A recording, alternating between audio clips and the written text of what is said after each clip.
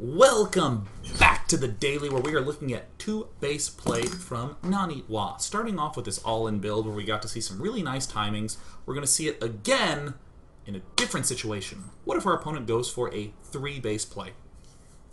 What if he does not go fast gas, as we saw Hyundu stepping on into the game? Yu-Gi-Oh! Down in the bottom left. From Team Root Gaming, from Team Alliance, Naniwa, the fellow whom we be studying, going for a pylon first. Chrono boosting. Chrono boosting. There's the 13 gate. We can start to actually see why Naniwa goes for a 14 gas rather than 15. He only has 1 gas the entire game, so we better get his damn gas out fast. Alright, there's going to be, it looks like a pylon going down at the usual position.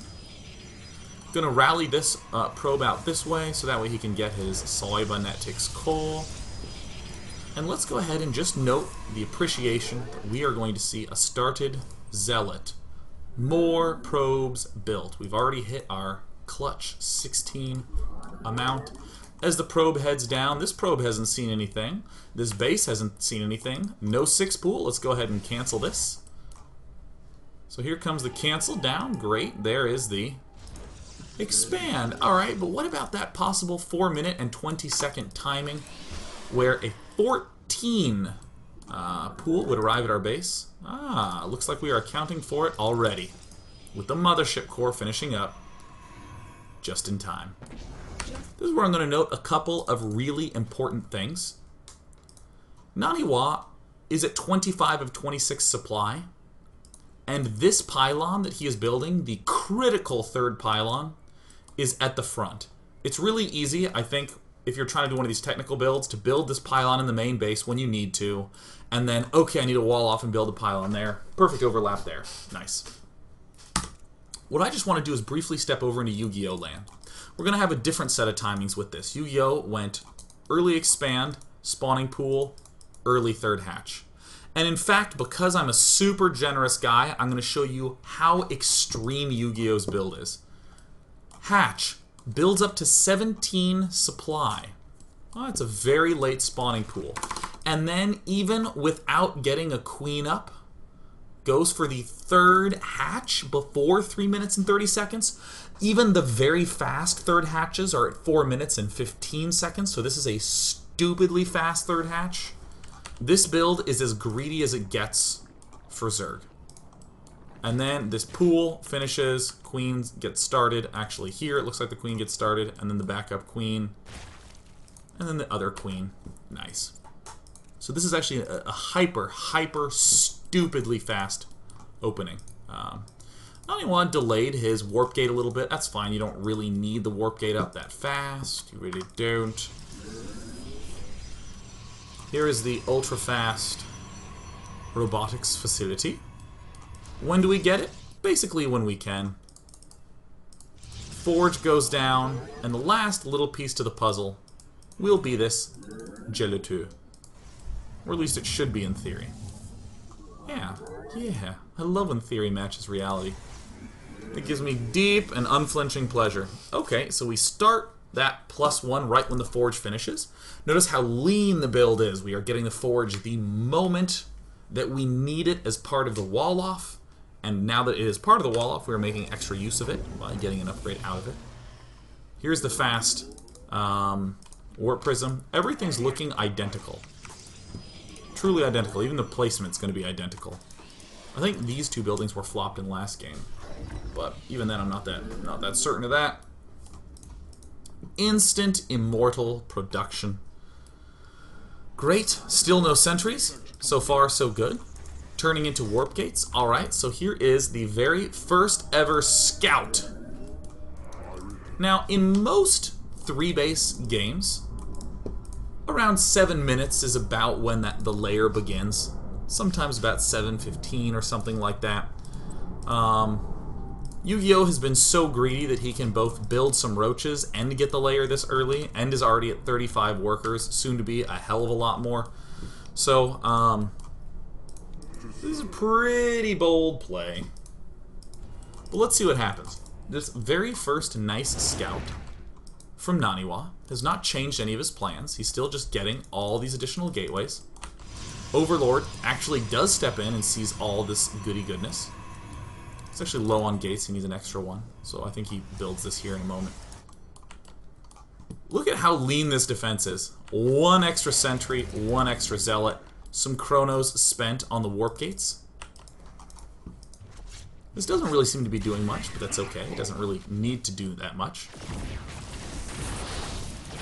Because the force fields are so good! Now that's some pretty boss-ass movements. 2 zealots get warped in to do harassment at the 3rd base. I thought this was so kick-ass. Just loading up and pulling out. A little bit of free damage forced in there. Zerg's at 44 workers, when normally the Zerg should be at like 50... Well, by now, at least at like 55 to 60. So cool. Walls in. 3 really nicely planted photon cannons. This sentry doesn't even join in the fight. Oops. So there's a little wiggle room to do some cool adjustments here. Now, we are seeing this push come out quite a bit later than the last game. In the last game, it was arriving here about 40 seconds earlier.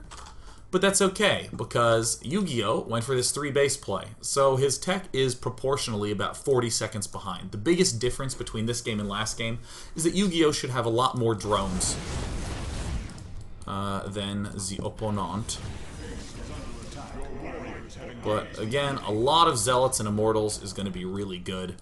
There's an unusual type of attack that needs to happen here, which is to go for not the easiest to get base. This is the easiest to attack base because we can retreat this way. We can exploit this ramp. It's the most exposed. But this is not as critical as the natural expansion, because if we get the natural, then he has to defend in this sort of weird U-shaped pattern, and we can just bounce back and forth with a warp prism. We see Naniwa has set himself up with a very nice defense. These cannons delayed the push a little bit, but that's fine. Little wiggle room, space to do some really key judgment calls. Some nice force fielding. Some Stalkers, I mean, we don't have to go just pure Zealot, even though it's really, really strong. We can get things that are good against roaches. And in the meantime, his main base is having the deadedness occur. All the deads. Warp Prism doesn't actually stay as in warping mode for very long at all. It just does a lot of micro. So upon seeing all these roaches pull back, Naniwa has killed the critical extra base. Now is warping in more Zealots. Remember what I talked about earlier? These roaches will generally not have speed. I mean, they do, but generally not. So this sort of Mothership Core Time Warp plus Zealot combo, oops, means that the Zealots can continue to engage and deal damage to the roaches. So against quite possibly the greediest build that Naniwa would be up against, Naniwa's still doing some really brutalizing damage to Yu-Gi-Oh! Now, what would you imagine we would do if things did not pan out? Well, cool. Take all the rest of our gases and play out a very normal-looking game. A couple of Warp Prism harassments that are a lot stronger because Zerg has an awkward place to defend. Warp Prism just goes back and forth. The Zerg's running every which way. And because we know that we're sort of low econ, a pretty typical Gateway Immortal Sentry force is going to be quite strong.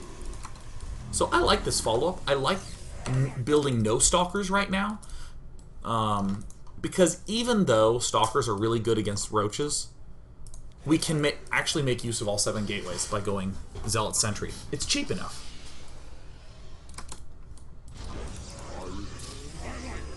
By the way, I see a lot of people in chat noting some like the warp-ins here to do some warp-ins at the ramp, some really cool tactics. Yeah, there's like a lot of cool tactics with this play. Some more great re-wall-offing action, some nice placement. Ooh. And continued pushing. Going for the ever more critical natural and main. Thank goodness for 7 gateways. Yeah, I know Stalkers are technically better against roaches, but we can build more Zealots and Sentries and exploit things faster. And in the meantime, it looks like Yu-Gi-Oh's dead as shit. Yay! We now have a build. What I want to do is watch An alternative, this is the third thing that we want to do. I'm going to close the game. Don't crash on me. Kind of crashed on me. But the first big thing we wanted to do was look at that 6 pool and 14 pool timing right before the show to give an example of how studying timings, either by looking at our own play or replays of other people, can reveal when we need to get things and can help us see why this build is so good. And then 2, we looked at this 2-base all-in opening. Seems great, seems strong enough. And the third thing we're going to do is look at a different opening from Naniwa, or excuse me, a different transition from Naniwa using the same opening. The reason this is going to be so important is because it will reveal to us why our original all-in timing was so good. Because we have the threat of going all-in, as we did in the last 2 games, and we also have new threats that we'll see in this game. If none of that made sense, don't worry, because we're going to look at a game. Alright, Group E games. Naniwa, Yu-Gi-Oh! No, that's the wrong one. Naniwa, Yu-Gi-Oh! There it is. Loading it up on Star Station. And it's loaded up. Great. Doink. This is another game from the series between Naniwa and Yu-Gi-Oh! We're going to see the exact same opening.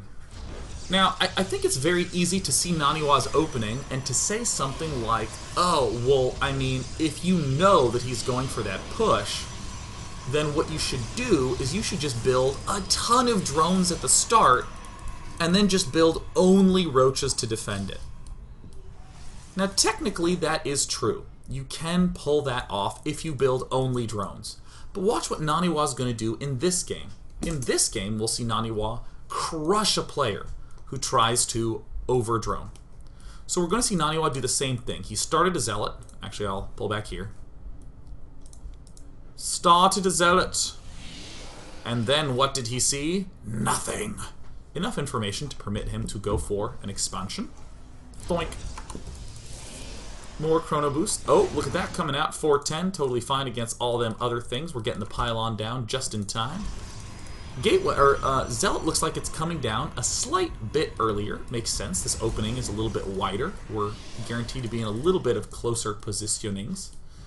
A Sentry comes down. Now we're actually seeing a different technical build order from Naniwa. We're seeing a wall off at the front.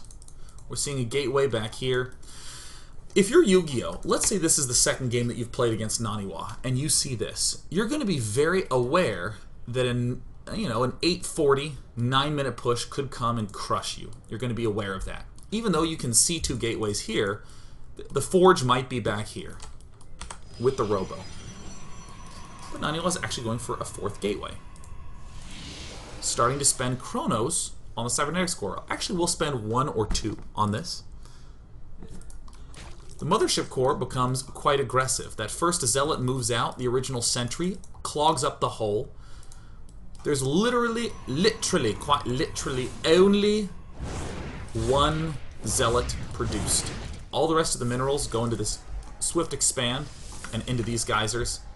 And look at how frickin' fast this is. 6-minute 4-gate attack. Actually, 6 minutes and 10 seconds.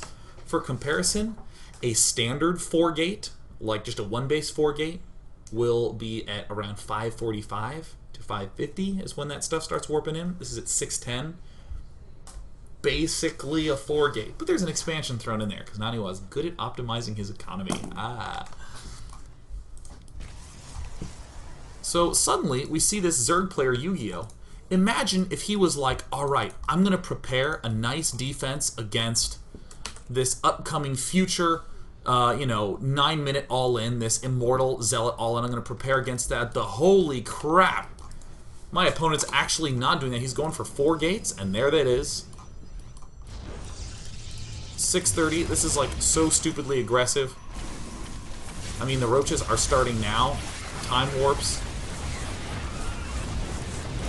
Another warp-in round.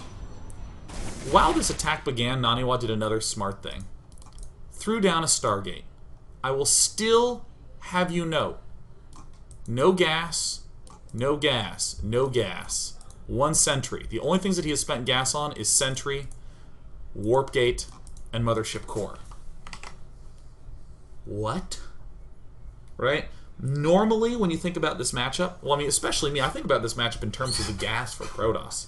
I mean, the styles I like to play are very similar to what you see people like, you know, hell, anyone in the Pro League. That's really where I steal most of my strategies from. Players who will early expand and go for, I don't know, air and then robo into blink stalker play. And you're like, gosh, air and robo and upgrades and twilight tech, it takes a lot of gas. This is the gas-free sort of play. Amazing timings. Just, I can't credit Naniwa enough with just the brilliance of this play. And finally, as all the roaches come out, we have killeded this third base. Even Yu-Gi-Oh!, who responded about as quickly and perfectly as one could hope to,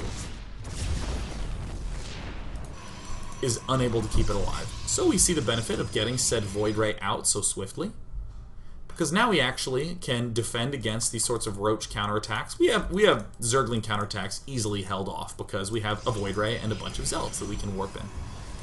But an 8-minute robo is still generally quite a quick robo. That's a really good timing, 8 minutes, if you start off with a 1-gate play. And there's the Forge. So then he just goes back to chronoing his little heart out. Is ahead in the count of the units. A couple of these Zealot sentries get warped in. We actually see 1 round go down. And another very common timing that we're going to see out of Naniwa, which is common for many Protosses nowadays, which is as the robo base starts, the third base starts. So this poor, beaten, battered, abused, and reused Zerg player is not in the nicest of shapes. So the focus of this daily was 2-base plays. And this is where the 2-base analysis, I don't want to say, no, I want to reword that. This is 2-base plays. It was not intended to be 2-base all-ins. There we go. I know we saw a 2-base all-in play, but still, very often Protoss players will play kind of like this. Alright, I have my little harassy thing that's maybe going to do a little bit of damage, but that's okay because all I'm going to do is go sentries and Colossus and expand. I'm Protoss. I don't attack, man. I'm Protoss. Look, what do you think? I'm Protoss. Why would I attack you? I can just sit back and upset Terran players. That's how the average Protoss player plays PvZ. But Naniwa did a very aggressive play. Now even has a Void Ray out on the map. Where is the Void Ray? Out on the map, picking off towers, doing this. Can even send down here to pick off this 4th should it be starting up. And now we're going to look at a transition. Naniwa is making some nice use of this Stargate. The Void Ray is there to deal with the roaches. The Stargate right now has the potential to deal with Mutalisks, should we deem that as what we believe our opponent to be doing. But Naniwa is very straightforwardly just going to get some Zealots and Sentries, get the Expand up. More emphasis on the Zealots than on the Sentries. A lot of this gas has to go down for these more critical upgrades. This Expand could come down earlier if Naniwa didn't lose his Mothership Core. And there are 2 gateways coming out in coordination with this Nexus. It's going to be Twilight Council with Blink, and then about 4 more gateways. So it's like a 10-gate play as a follow-up. It's going to be really, really, really strong. Continued Observer / Hallucinated Phoenix moving out. Ah, yes, there are some Stalkers finally plopping on down. And now Naniwa is beginning to make sense in a way that many Protoss players can relate to, favoring gas. Naniwa super exacting, 66 probes. Look at this. 16 on the 3rd, 16 in the main, 16 at the natural. The exact numbers that saturate without loss. Sure, you can get extra probes up to 24 to get some gain, but it's not the full gain that you get all the way up to 16 probes. Doing these sorts of pokes, you wouldn't do these in far-off positions. There's the 2 more gateways going down. There should be 2 more. Yeah. So 10 gates, as we were saying before, are to be going down. And there's the blink. So I'm going to speed it up. Naniwa has halted Colossus production at 3. 3 Colossus is when he halts production. That's what these gateways are doing here, because we can support 10 gates off 3 bases constantly.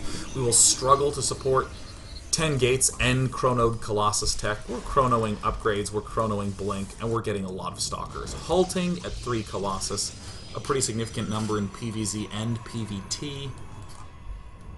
Warp Prism Harass couples nicely with this sort of play. You can distract with this and then push, or you can push and then deal actual damage with this. Either one works fine. Naniwa moves out now that he's got Blink, and he's gonna hurt you. All this submerged from a nice 2-base timing. You can see with 10 gates, we go Broco Busto with all our things. Naniwa is careful. Naniwa is prudent. Naniwa is kind. Just some pretty straightforward Blink control.